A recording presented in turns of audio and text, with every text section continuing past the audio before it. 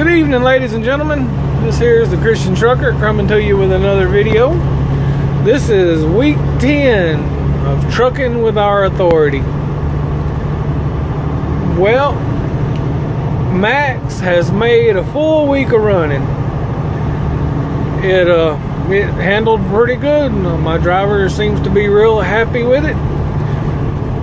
We had to get the speed adjusted one day this week. He had to get it in there to the shop for one of his short days. The mechanic got in there and bumped it up to 72, I believe. The truck shuts off after idling for a little while. He was supposed to fix that, but it did not stick. So the truck, idles for 10 minutes and something like that, and then it dies.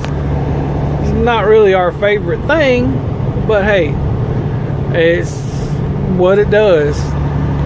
And then we noticed there was a cold water leak, and he got out there today, which is Saturday, and he worked on it all day today. He had to put some pulleys on there because all 3 pulleys were swollen. So he got the pulleys on there. He located the leak, but it was back behind the air compressor, and it was a little bit hard to get to. So we're gonna try some sealant. He added that in there and warmed it up. Hopefully it'll do the trick. But the little truck, it ran pretty good. It's getting about the same fuel mileage I am in my truck. I think it's getting about 7 miles a gallon. I don't know for sure after we run it for a month. I'll know a lot closer on the fuel mileage. I'm hoping it does pretty good, but for a single axle, I was hoping it would do even better than my truck. But at this point, it looks like it's getting around 7 miles a gallon. There is an oil leak on the top of that engine. Not real sure where it's coming from, if it's from the valve cover or right above, but it's nothing real major because the stick level has not changed all week. And our driver, he's really good about checking the truck out every day. It's a good thing too with it losing water like that as a cold water leak. The colder it gets, the more it could lose. But I think he's real happy. It was a pretty long week for him and little Max. But Max held in there and made a week. I think we're gonna get our money back out of the little truck. It's got 2 100-gallon tanks. So right now I'm filling mine up twice a week. I think we're gonna get away with filling his up twice a week. I'm still waiting on a Love's card. Now I called up there again this week after 7 days of waiting after the last time I contacted them when they were supposed to send the card to my P.O. box. The lady told me that. Well, and I called back this week. He's like, we don't even have your P.O. box on file. Now, I don't know what's going on with Love's Express, but I don't think that's real good service, especially when your discount is not as good as other companies' discount. The only reason why I'm using the Love's Express is the convenience of the location, the close proximity of the location to the place where we gain our shipments every day. And if their level of service continues to drop, I will find somebody else to use. I probably need to anyway, but I'm trying to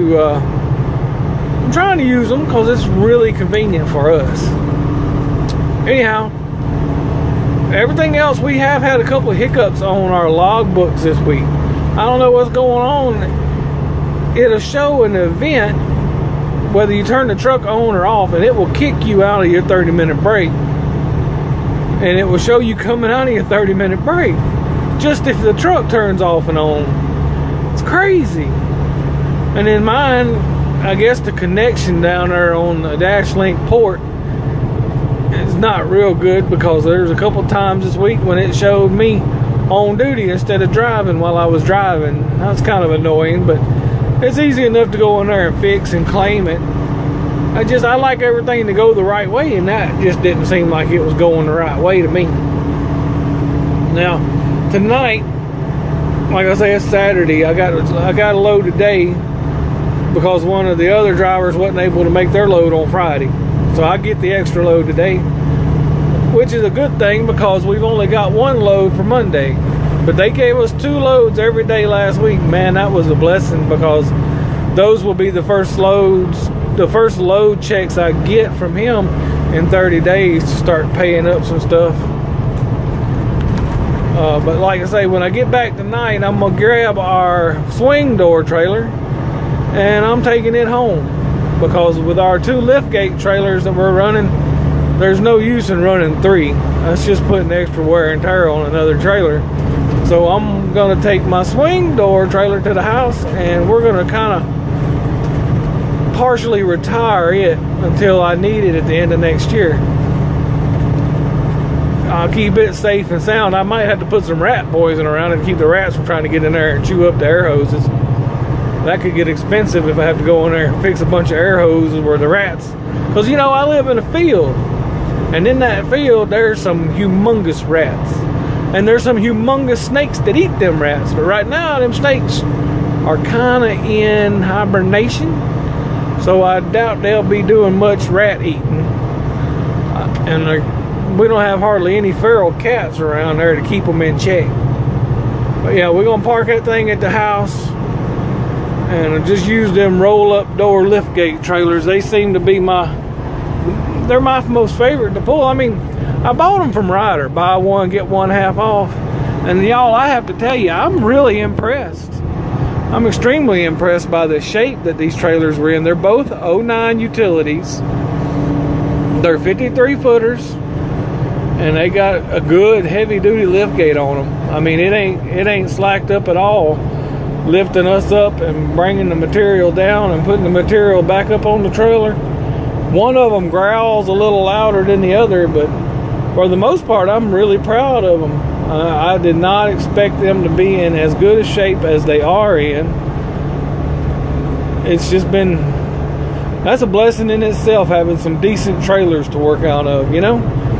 We do have to redo some tie-down hooks on the inside of the trailer because the E-tracks are a little high to bring an appliance back, and the straps kind of want to soar right over the top of the appliance, which is kind of annoying because when you got a bunch of service items coming back, you got to make sure they're secure.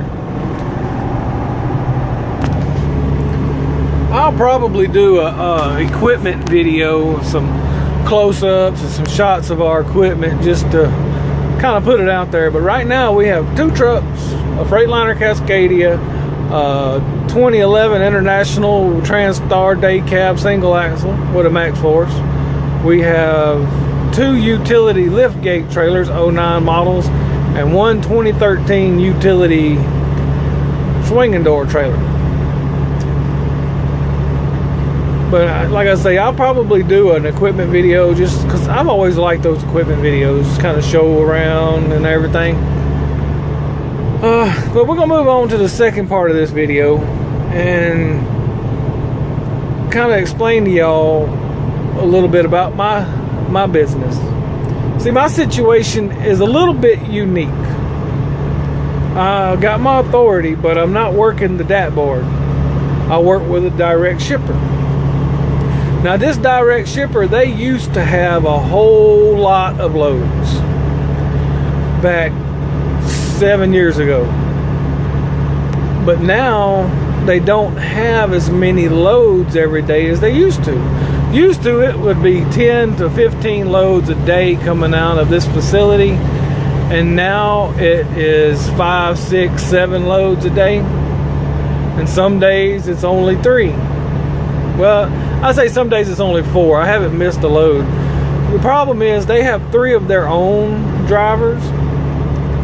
And so I get the load number 4 and load number 5 now. But there have been days when they've only had 4 loads. Since I've been with them well over a year, I haven't missed a day's work unless I needed to. They've always had something for me to do.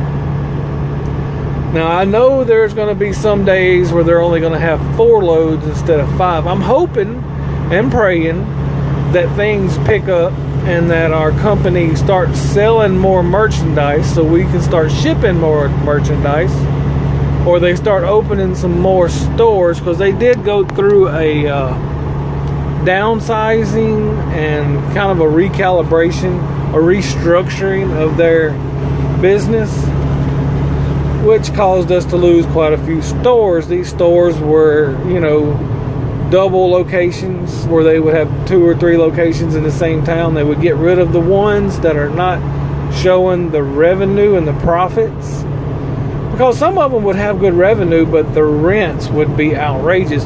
Y'all would not believe some of the rents on these places. Like, they've got one place up in Arkansas that has a really good rent, like $1,000 a month. And then they have other places that are $7,500 a month just for a store rental.